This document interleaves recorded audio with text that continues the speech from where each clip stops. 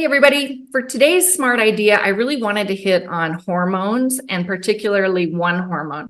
As you all know, here at Insulin IQ, we really believe in the master hormone of insulin being the problem when it comes to metabolic health. And we teach a lot of insulin lowering strategies in order to help people achieve their goals of reversing chronic disease or weight loss or just generally feeling better.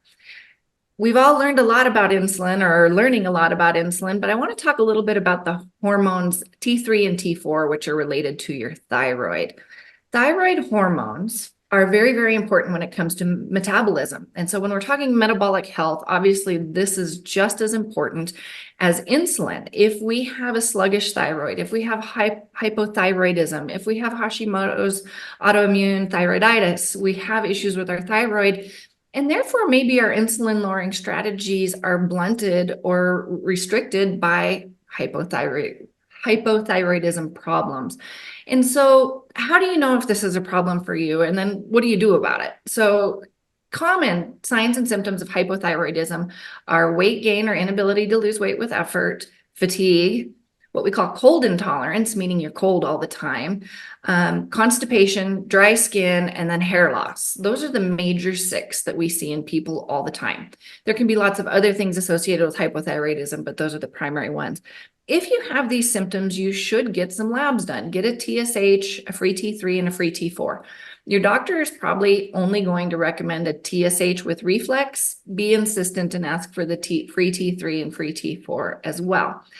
So if you remember back to the teachings of insulin resistance, all cells in the body require insulin to get glucose in or in order to function properly. And if we have insulin resistance of the thyroid, we have a problem. So one, we can improve thyroid function by improving our insulin resistance.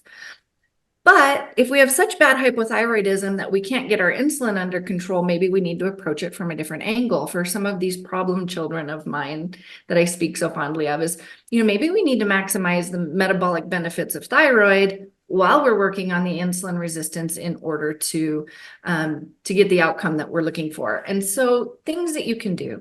Iodine supplementation. I know we've talked a little bit about that in some of our supplementation smart ideas.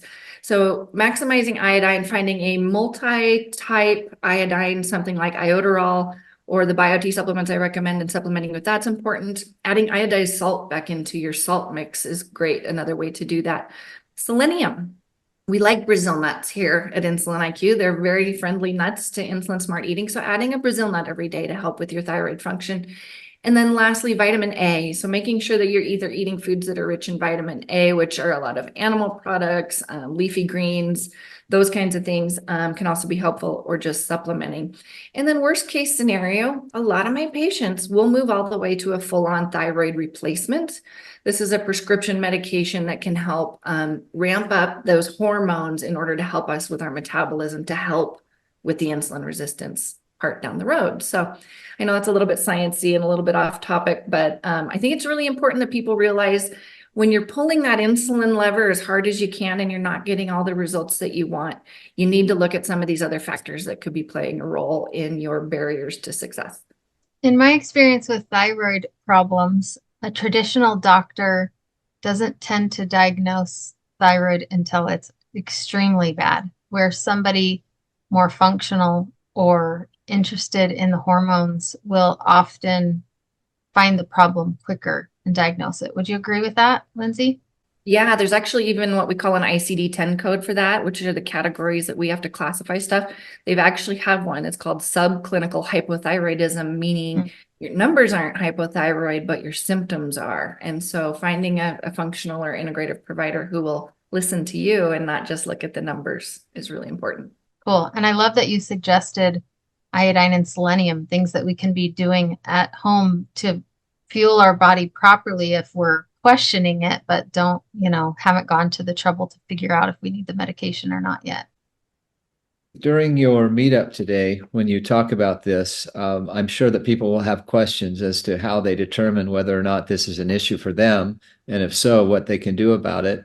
Because Lindsay, you glossed over a whole bunch of really scientific terms that kind of, for me, and I'm not that scientific, just like went over my head.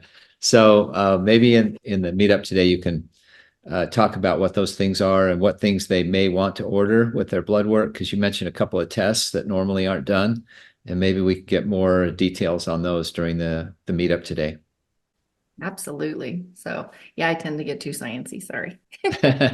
No, it's good. It's just that I think in the end people have to know, like, yeah, almost have to go over those again, because you said T something and T something, and to me that just went over my head. I don't understand any of that stuff. It's way better than the actual words that I can't even pronounce. Jack, it's like talking to Ben. I just nod when he asks me questions. Yeah, just Yeah, whatever. I have no idea what the hell you're talking about. Well, the nice thing is that smart ideas, you saw from our introduction, it's supposed to be where science meets practical application. So we don't shy away from science. We love the science part of this, but sometimes those of us who aren't very scientific, we have to be handheld in figuring out how to do the actual practical application. So And Jack, real quick on iodine, tell me if this is right, Carly and Lindsay, but because we've kind of changed to sea salt, we've taken iodine out of our diet, correct? So we need to add that back to our sea salt. Is that right?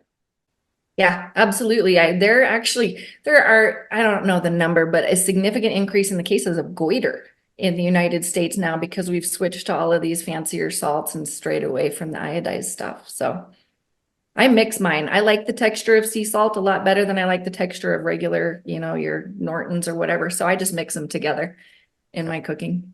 all right. Well, thanks, Lindsay. Great idea. And we'll look forward to discussion in the meetup today.